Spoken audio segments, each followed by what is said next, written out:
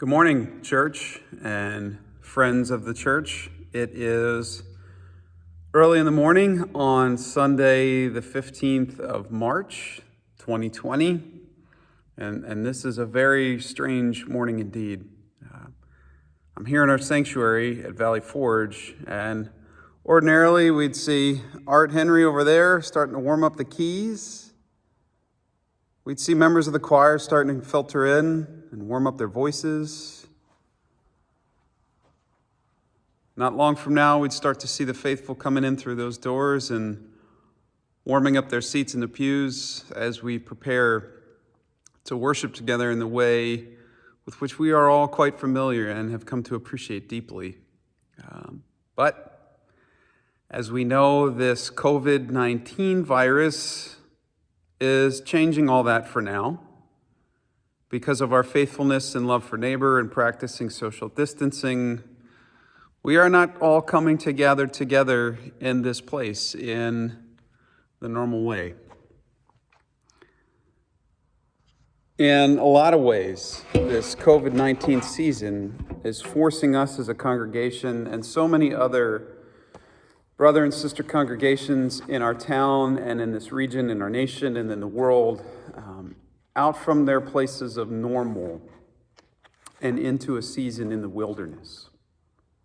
I want to reflect on that together as a church during this season of our life together, knowing that God can use all of this circumstance to more profoundly shape us as a people of faith for the sake of all that God is seeking to do in and through us in King of Prussia and in the world around us. Stories of the people of faith being in the wilderness are all throughout the scriptures and all throughout our spiritual history as the people of the one God. Abraham, Moses, the Israelites in exile and in Exodus, Jesus. And in our more contemporary spiritual heroes, the stories like Mother Teresa, wilderness is a key theme within the formation of the faithful. Now, wilderness doesn't just mean trees or desert places. It means isolation, an isolated and deserted place. Wilderness is a disconnection from what is normal. It's a disconnection from our normal relationship with and engagement of God. It's a disconnection from the ways that we are normally engaged with and connect with each other as the people of faith. It's a disconnection from the normal ways that we engage and are in relationship with the world, the community around us.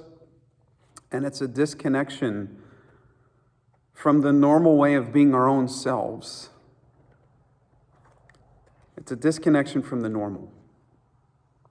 Now, this time in the wilderness leads to perspective, and that perspective leads to different understandings of these relationships that we have.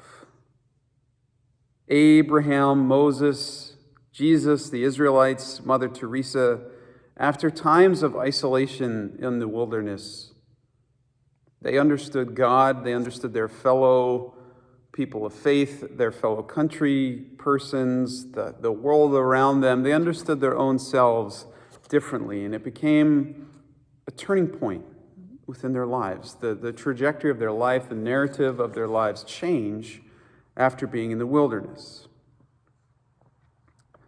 Times in the wilderness are critical to our spiritual growth throughout our life long. Without wilderness, Abraham doesn't leave home in faith to become the patriarch of the people of faith. Moses doesn't lead the people out of slavery. Without the wilderness, the Israelites don't learn to trust in God as a foundation for their whole identity, and maybe they go running back to the familiarity of slavery in Egypt. without wilderness time? What becomes of Jesus? We don't know a whole lot about his life before 30, before he went out into the wilderness and disconnected from his normal patterns and way of understanding God, his fellow Jews, the non-Jews around him in the world, and his own self. And we know that the wilderness was that turning point. When he came out of the wilderness, that's when the good stuff started, and the ministry of Jesus started to reshape the world. Mother Teresa, the major turning point in her life didn't come as she was sitting in Calcutta, teaching children as she was. It came when she went away from Calcutta on an extended retreat in a convent somewhere else. And she came back seeing the world, seeing God, seeing herself differently. And her most inspirational ministry began. Without the wilderness, the church gets stuck in one way of understanding itself, one way of understanding and connecting to and relating to God, one way of understanding the world around it. We are in the wilderness now. We have been forced into it by the circumstance of this virus. We cannot relate to God in the way that we are used to. We cannot come here. We cannot come and engage God through the music that we're used to with art and the choir and our hymnals.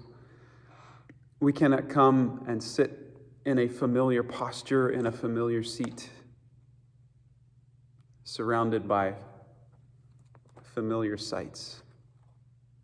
We cannot relate to each other as this church in the way that we are used to. We cannot relate to the world around us in the way that we are used to, as we are asked to participate in community health by disengaging physically from others. And in the midst of this, I imagine that this all feels very confusing to all of us. I know that it does for me and for my family. We just keep walking around saying, this is so weird. This is so strange. I don't understand myself in the same way in these circumstances as I would on a normal day. The fact that I am talking to myself and my camera on my phone, feels very strange. We are disconnected in an unusual way, but we're not wholly disconnected. We just need a shift in perspective in order to understand how in this set of circumstances we are yet connected to God and to one another and to the world around us, and connected to the true heart of who we are in our own self. So we ask during this season, how will God use this disconnection and the perspective it brings to nurture new understandings of these relationships in ways that lead to new seasons of faith, bondages to the past being broken, new relationships with the world around us being forged for their benefit and not our own, and a new season of intentional ministry on the other side of this time of quarantine, like the ministry of Jesus after the wilderness, which challenged the brokenness of the day, which challenged the preconceptions and hastened the world toward love and peace. What will our wilderness lessons and experiences be? We have no idea. That's the hard part. This could be 2 weeks as we plan, or it could be a more extended journey through the wilderness. We just don't know. Lord willing, it won't be 40 years in the wilderness. But however long it is, we trust that God will help us to stay connected to one another, and that God will provide the manna from heaven, however that materializes for us. And so off we go into the wilderness with our eyes and our hearts and our minds and our spirits as open as possible to the lessons of the wilderness.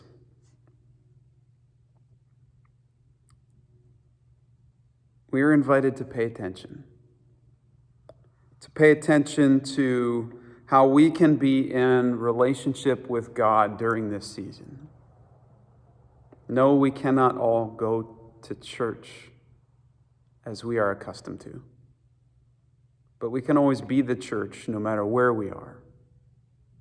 God is with us, and we are yet connected to the love of God as God's beloved children. And so in our daily comings and goings, what kinds of prayer and practices are going to keep us grounded in our connection to God? Pay attention to how our relationships with our fellow Valley Forge Presbyterians can become in the midst of this season. No, we cannot find each other in our normal seats in the pews and sit down beside one another in this space to connect. But how can we connect in relationship through different means and in different ways during this season? Who can we call, write, email? Who can we love and serve? Who needs a grocery delivery or a doorstep delivery of meals or baked goods? Or who needs a quick conversation through the storm door? We're invited to pay attention to our relationships with the people in our neighborhoods. Much like how a big snowstorm that we never got this winter can slow down a whole neighborhood and put people from that neighborhood out in closer connection with one another because we're not all running in a million different directions. We wonder how this time of being in the wilderness together might give us a unique opportunity to connect with our neighbors right where we live. So who can we go check on? Who can we help? Who can we bless with an act of kindness? Who needs groceries or meals or baked goods? Who needs help with their trash cans or their landscaping? Who needs a quick conversation through the storm door? How can we use this time to forge and nurture our relationships with our neighbors, the neighbors we are called to love? And finally, we are invited to pay attention to our own sense of self. If we cannot, during this season, be churchgoers, then who can we be? What does it mean to be us if we can't do the things that we normally do? If our normal gatherings are suspended, if our normal meetings, if our normal business, either here at the church or out in your vocations, if that's all suspended for now, and we don't have an obvious to-do list, then what does it mean to be us if it's not to step through the normal? What does it mean to be in your place? Not in this place, not in the places you might ordinarily go each day, but in your place. God with you, knowing that you have love and time and gifts to offer to the neighborhood around you in a way that you wouldn't ordinarily have. What does it mean to be you in this different and unique set of circumstances? These are the questions of the wilderness. And may God help us all to not waste this opportunity to let these questions shape us more fully into the people God is calling us to be. So friends, be well, stay safe, keep your hands to yourself, wash your hands a lot, only go out if you absolutely have to. If you're concerned about a need for things like groceries, reach out. And those of us who are going to be out there anyway would be happy to grab them for you and drop them on your doorstep. Stay connected to God, stay connected to one another in the church, connect to your neighborhood, and spend time more deeply connecting with yourself. And we trust that God will use this time, however long it lasts, to shape us for our good and the good that God seeks to do through us. Take care, and I will be releasing more reflections for our consideration throughout this season, however long it lasts. And friends, let us pray. Let us pray that these social distance measures effectively slow this virus and help to protect and spare the most vulnerable in our neighborhood and in our state and in our world. Let us pray for those who have been infected, that they might find healing and wellness. Let us pray for those children for whom a disconnection from the normal means a disconnection from school breakfast and lunch programs that are sometimes their only meals of the day. Let us pray for those adults for whom a disconnection from the normal means a disconnection from a paycheck and the work that allows them to pay their bills and make ends meet. Let us pray that our whole community is transformed by this time in the wilderness together, and that we might emerge with different understandings of one another that are built on mutual belonging, compassion, and the sharing of the self in love for the sake of the common good. Now may God bless and keep you during these trying times, and may you know the goodness of joy and peace even in the midst of the wilderness. Take care and be well.